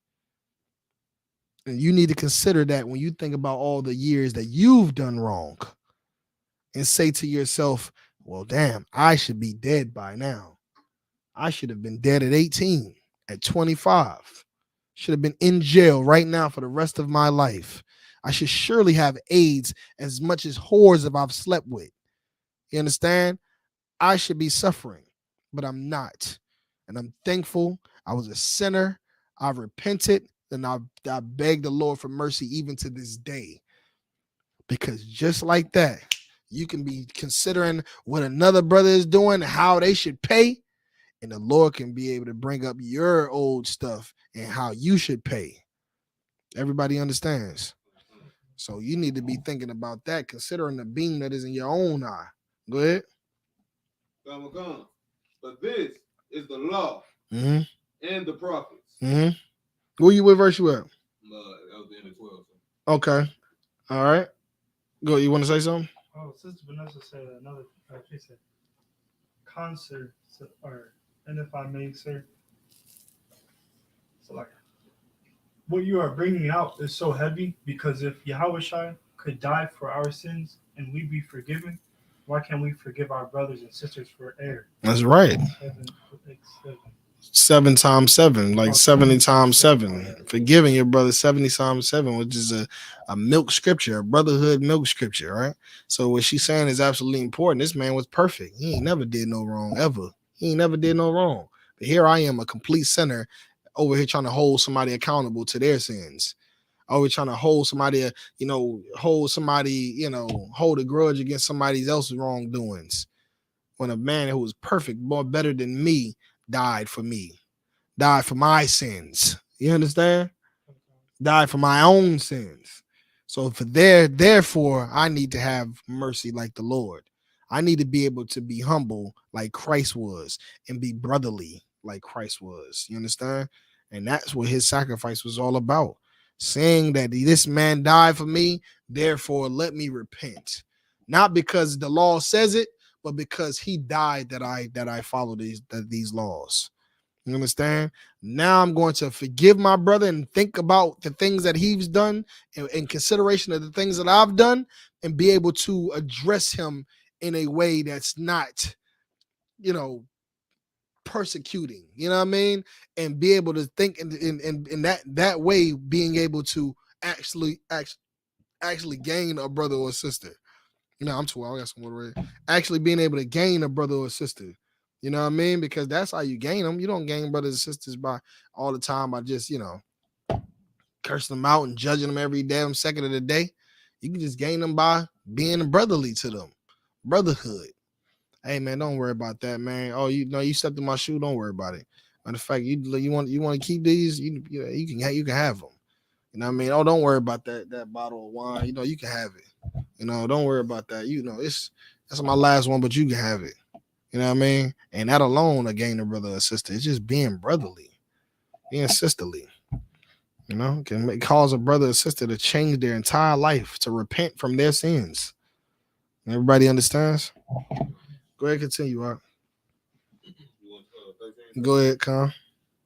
Verse 13. Enter ye in at the straight gate. Enter ye in at the straight gate. Go ahead. For wide is the gate. Wide is the gate. What is the gate that we're talking about right now? That's right. Make sure you raise your hand. You're right, though. The kingdom of heaven. Go ahead.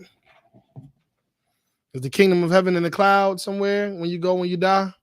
No, the kingdom of heaven is going to be right here on earth when Christ returns. It's here now in the I.S.U.P.K, might I say. You understand? It's here right now. Huh? You know, this is the kingdom of heaven right here. And here we don't deal with the things that we dealt with in the world. And here we have opportunities that we didn't have in the world. And here brothers get called sir in here, right? Nobody's calling us sir in the world. You know, we have a level of reputation in here.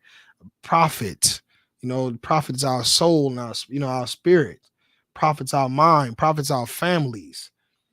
And so this is the kingdom of heaven, and we're building it for Christ to come back so it can be here on earth, continue to be here on earth. That's the gate. Go ahead.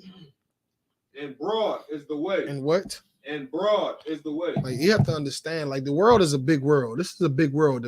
Am I right? The earth is pretty big, right? The world is a lot of different worlds, right? You got the Chinese, they doing things out there. America, they doing things out here. It's so much going on all over the earth and the world, right? But it's not as big as we think it is. It's not as big as we think it is.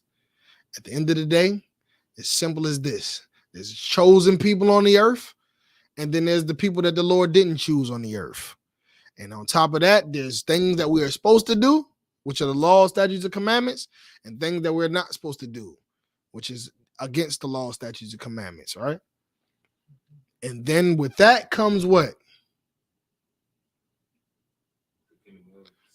No, we got to be talking about the opposing sides. Go ahead. No. Got the chosen, got the unchosen people. You got the law, and you got the sins, transgressions of the law, and both of those things decide what? Go ahead. Okay, but keep it plain for me. No. Blessings and curses. Blessings and curses. All right? If you follow the laws, you're blessed. You don't suffer all the things, the evil that's going on in the earth. It's so much evil, we can't even name it all. You can't. Like I said, the world is big. It's big. It's a dude just died from a tree, got killed by a tree the other day. You see what I'm saying? Like, that's judgment.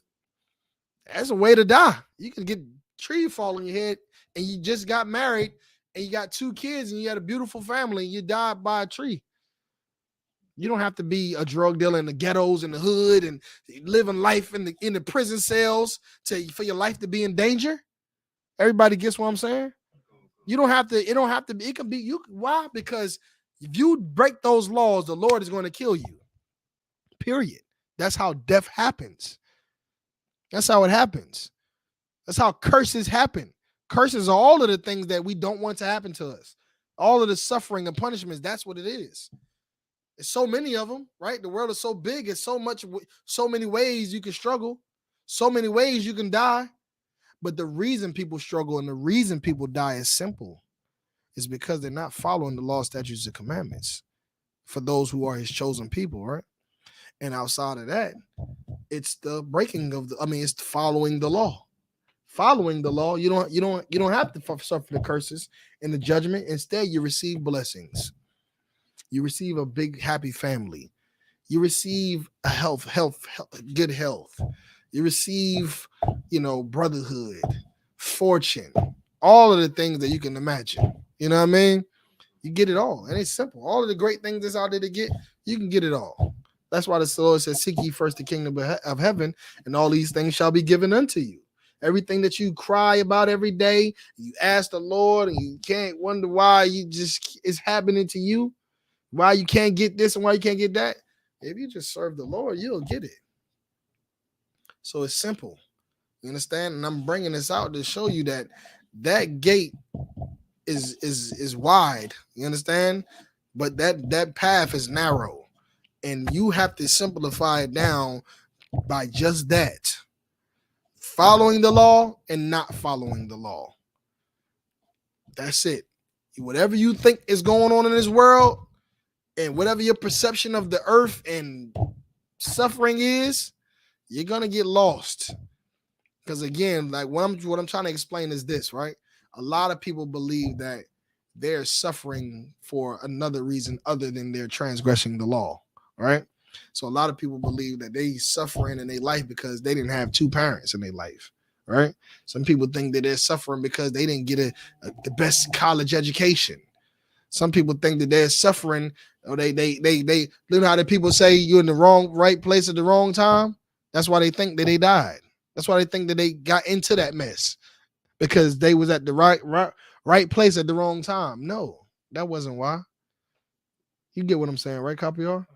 These things that you are making up in your mind of why people struggle, why bad things are happening, it's because I knew I shouldn't went over there, or I knew, I didn't have everything that you had, or it's because I'm black. You know what I mean? It's not that. It's not that at all. It's none of those things.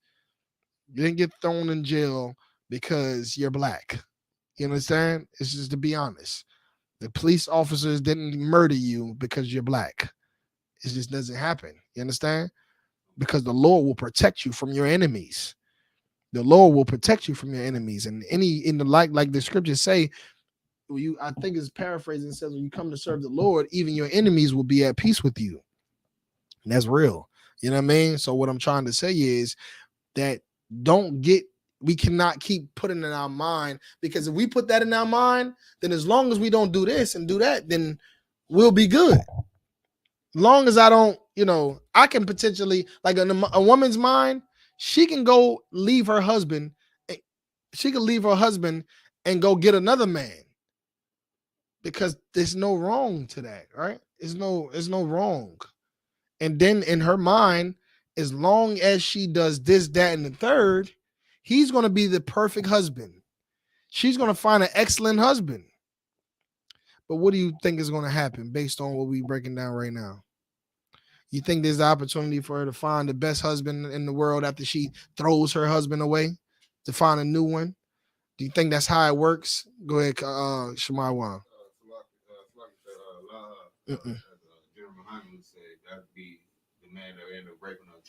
That's right, Doc. That's right. That's going to be the man that's going to rape your children, molest your children. That's what it's going to be. It's going to be one that's going to punch you in the eye and beat you up and be in jail for criminal domestic violence. And you're going to keep getting him out because you're an idiot. You was an idiot when you decided to leave your husband, right? So again, that's according to the law, because the law says a woman is bound to a man till his death, right? But because they don't understand the law and they don't know the law, they think that this was just a bad choice and I can make a better choice after this. This is just not it. I can do better. You see what I'm saying? I can do better. No, you can't do better. Only way you can do better is to deal with what you're dealing with now, to follow the law, statutes, and commandments. That's the way to do better. And that path is narrow, because even though this world is so big and there's so many thousand ways to die, thousand ways to suffer, right? If you simply just keep the law, then you don't have to worry about that fiery pit or those deep waters, like the scripture talks about, right? You don't have to worry about falling into danger. You don't have to think about those things. You don't have to think of, damn, if I'm gonna get in the car today and somebody gonna shoot me in the head that's gonna drive by. I'm gonna get caught in the crossfire. Or I'm gonna go to school today and it's gonna be a school shooting. I'm gonna go to the Walmart and I'm gonna go to. You don't have to think about any of those things at all, because it's not gonna happen to you. It's not. Because the Lord only causes that to happen to sinners. Everybody understands, right? The Lord only causes a tree to kill a person because they're a sinner. Everybody understands, right? Okay. Go ahead and continue to read up. And broad is the way that leadeth to destruction. And broad is the way to lead to destruction. Like I said, it's easy to fall into damnation. It's easy to fall into destruction, especially when you don't have that foundation, that moral foundation. If you don't have that moral foundation, then all your life is just trial and error. Shit, how many lives do a brother got?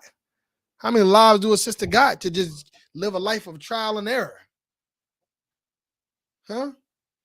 How many times you gonna do evil, so much evil on top of evil on top of evil in one situation before you realize that you're in a pit of hell. You're in a pit of hell. Everything you're doing is wrong. Everything you're doing is wrong. You don't even know what you're doing. You understand? And that's why I'm saying the broad is the way to what? Destruction. So again, brothers and sisters have to understand this, not only to be able to avoid destruction, but also to do what? To be able to understand our brothers and sisters' struggle. To know that now, like, it's easy to do evil out here. It's easy to get into things. I'm not going to judge a crackhead because it's crack everywhere. You understand? It's crack everywhere, and there's only one priest in the city. He can't reach everybody. You understand? Like, is homosexuality on TV, drugs, gang banging, got Grand Theft Auto, and you just go shoot and kill people and run from the cops, and it's all a game. And that's a great influence that we have in our lives. And it is just one priest that people probably never ever hear from at all, and never ever see. So guess what? When you, a brother or sister in the I.S.U.P.K, meets a brother or even dealing with one another, you have to know that it's a privilege to be where we are. Because if anyone makes it here, then they have an opportunity to do something that a lot of people don't have the opportunity to do. So something that you could probably look at somebody in the world and say, well, damn, they destroyed. Somebody comes in here, you could say, there's hope for this brother. There's hope for this sister. And if you look at things like that, then you wouldn't think twice about going and confronting a brother regarding the issue. You wouldn't think twice about going and confronting a sister regarding the issue. Because you're in this place here, we're going to become better. Because this is the only place to do it. This is the only place to do it. It's the only place you can go. You understand, right? That one priest, that thing that he has, that truth, that doctrine. Matter of fact, I'm gonna end up class with let me get Isaiah 33:6. That truth and that doctrine that he has, that we have in the I.S.U.P.K, is the only thing that's going to make us better. And everyone that comes in here and has an opportunity to hear it and see it deserves to have brotherhood and respect. You understand? Respect them to the degree of, we know that this person is trying. Go ahead, Al. Nah, we done with that because we're gonna be running out of time soon. You understand that this person deserves this. That they need this. This is the only thing that's going to change them from their sinful ways. It's the only thing that's going to keep them from being sinners. So for that reason, I'm going to uphold the law, statutes, and commandments. And part of that means going to he and he alone when there's an offense. Talking to your brother and sister when they've offended you. So that they can have the opportunity to hear you or go to counsel and everything be made established of what's right and what's wrong. And then brotherly and sisterly love can continue. So we can build this kingdom, build our households, right?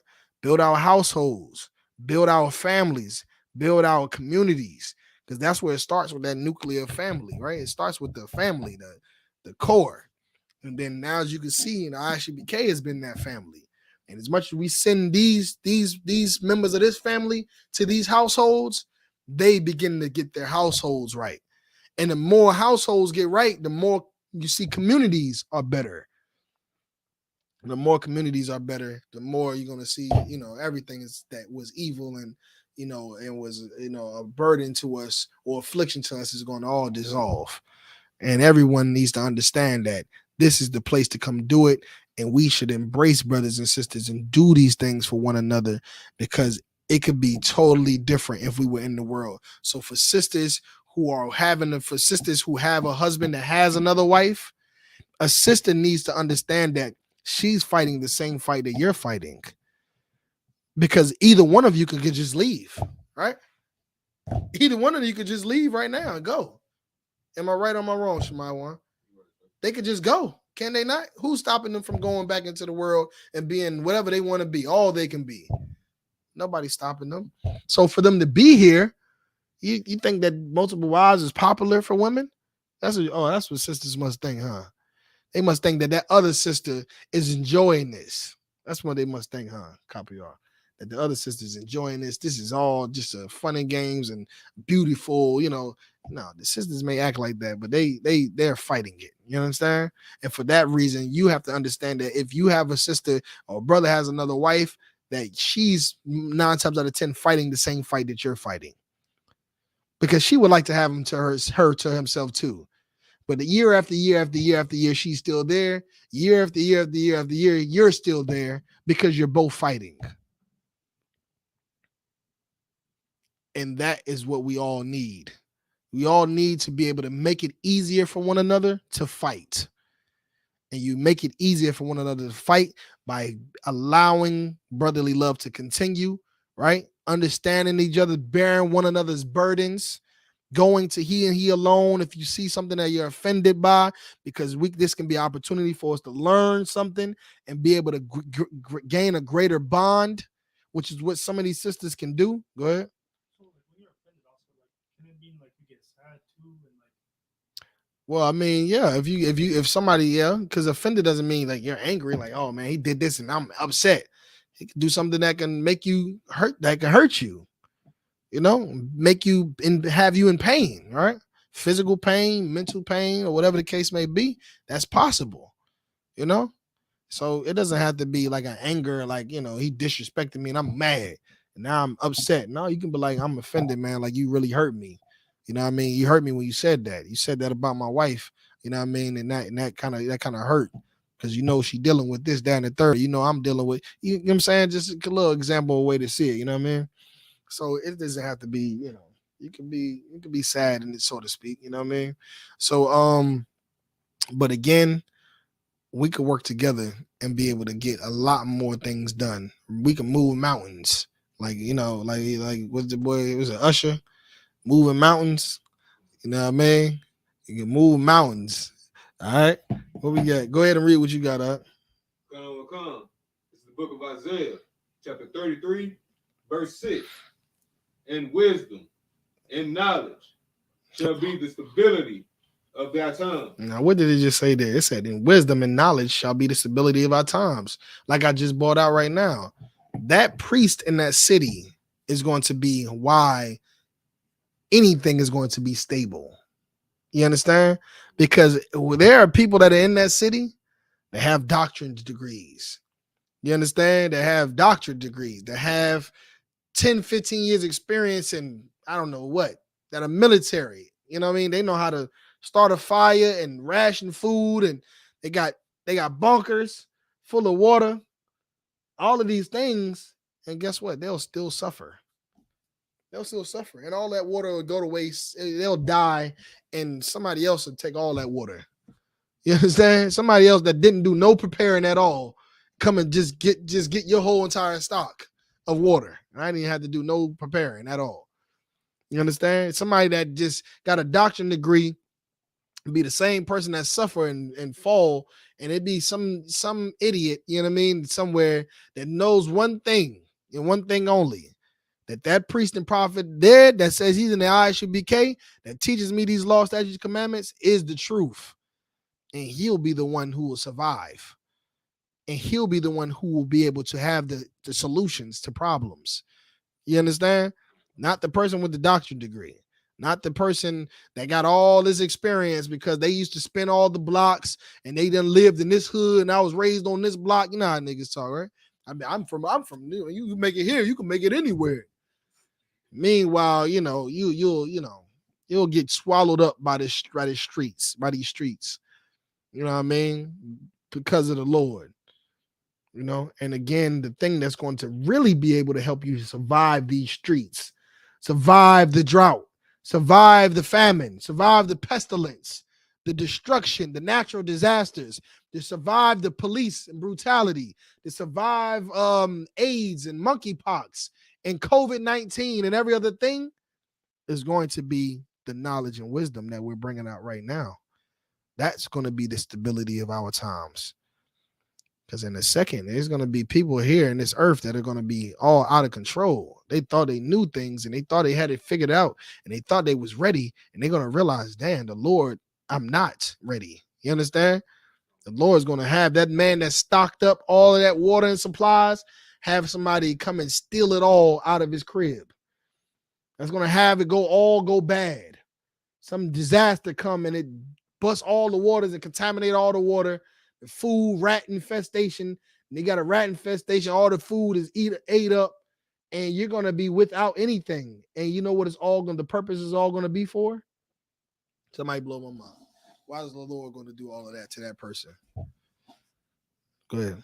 Because they didn't follow law, No. Well, that's why they're gonna do it. That's why they're gonna do it. But what is his objective? What is he trying to get out of this? Why would he do that to them? Why did the Lord punish us in any situation? All right, go ahead, Shemai one. Yes, but not. Go ahead. To teach him a lesson. Yes, to teach them a lesson. I'll take that answer. But what I really want to hear is for them to turn to the Lord. That's what it's for them to turn to the Lord. Because before they turn to their knowledge, they like their own understanding, right? I'm going to survive this famine by stocking up. I'm going to survive this pestilence by wearing masks, you know what I mean, and gloves and washing my hand and sanitizing 3 times a day. That's how I'm going to do it. But the Lord is going to give you COVID, right? He's going to he's going to destroy your stockpile. He's going to do it. So that all you're left with is what? The truth at the end of the day. That's it. That's all you're left with is the truth. Now you're here. You thought you had it all figured out. The Lord lifted up your skirt, showed your nakedness. You understand? And now you out here exposed. And the only thing you can do is seek the kingdom of heaven. Seek the Lord. Go unto the Lord for his service. And that comes with following the law, statutes, and commandments. And that's what they'll learn in that day. In that day, they'll learn to follow the law. So that's what all of us have done in many times, right? Many times in the scriptures, especially, and even in our own lives. I mean, look at John the Baptist. He brother got thrown in jail. The nigga was down. He wanted to find out about his Christ, the Messiah now. You knew he was the Messiah before you went to jail, and you still didn't follow him. Now you're in jail. Now you're wondering if he's the Messiah. I'm sure you are. Because that's what it sometimes takes. It takes a little suffering to put a person in a position they don't want to be in, that's uncomfortable, for them to really start to really visualizing what's true. Everybody understands, right? All right. Finish that last scripture. Just started from the top. Verse 6. Mm-hmm. And wisdom and knowledge shall be the stability of thy tongue, and strength of salvation. And strength of salvation, man. That's all is going to be in store for us, man. Being saved, freedom is the strength that we need, right? Because when we're in captivity and we got to live under these people, we're subject to all kind of evil. But when you think about the time of Joshua, when we ran the city, we had men that were on guard, keeping philosophies out of our communities and households. We were able to be strong. We were able to be strong without homosexuality, without LGBTQ, without abortions, the abortion clinic. We were able to be strong, right? Without marriage certificates, we were able to be strong. You understand? Families were able to be strong without those things. Without drugs, without cigarettes, without drinking, obnoxiously, without any of those things, we were able to be strong. That's what real freedom and salvation is. Salvation is being free from those things. And that's what we need to do right now. And that's what's going to help us survive anything that the Lord has to give and that's going to be in store that's coming in this earth. With that, I'm going to pass the class over to Trooper Capillard. Well, I'll pass it over to Shemai. I'm going to let you run the computer. I'm going to stand back here. This is the I.S.U.P.K security announcement. Where the I.S.U.P.K started out at 1 West 125th Street, Harlem, New York. Rule for new brothers and sisters. When a new brother or sister comes into the school, they are off limits for 6 months. They are to be saluted only.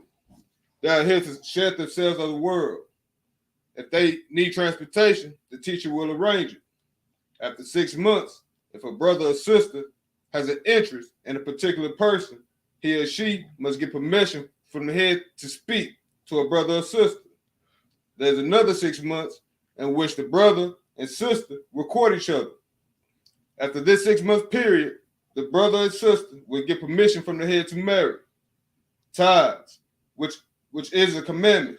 You can find it in the book of Numbers, chapter 18, verse 21, book of Malachi, chapter 3, verses 8 through 10.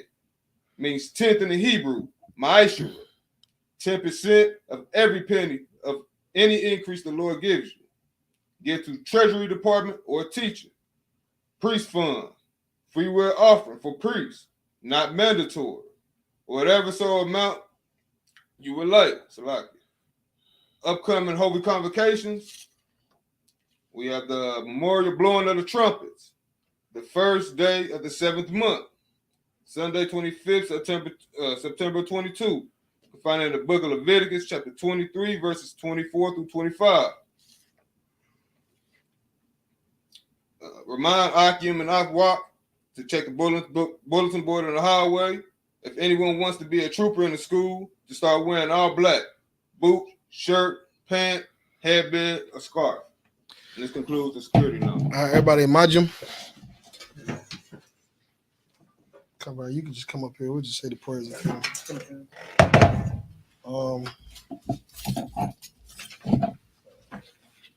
how to say it even? I can try that. All right, come on, let's try it out. All right, we're going to Sarah, turn to face the east. We're going to do the Lord's Prayer in the Hebrew. Abanawa, Abanawa, Shabashamaya, Shabashamaya, Quadash, Quadash, Hayah, Hayah, Shamka, Shemka, Yahweh, Yahweh, Malakwaka, Malakwaka, Taba'ah, Taba'ah, Ratazaka, Ratazaka, Hayah, Hayah, Aisha, Aisha, Ba'arataza, Ba'arataza, Kawa, Kawa, Hayah, Hayah, Bashamaya, Bashamaya, Nathan, Nathan. Lanawa, Let's just say it all together. Nathan Lanawa, Latananawa, Nathan Lanawa, Lakam, Lakam, Ka, Cow, Yawam, Yawam, Wasalakinawa, Wasalaknawa, Kabawakinawa, Kabawatinawa, Kasalaknawa, Kasalaknawa, Kabawakinawa, Kabawatinawa, Wala'a, Wala'ah.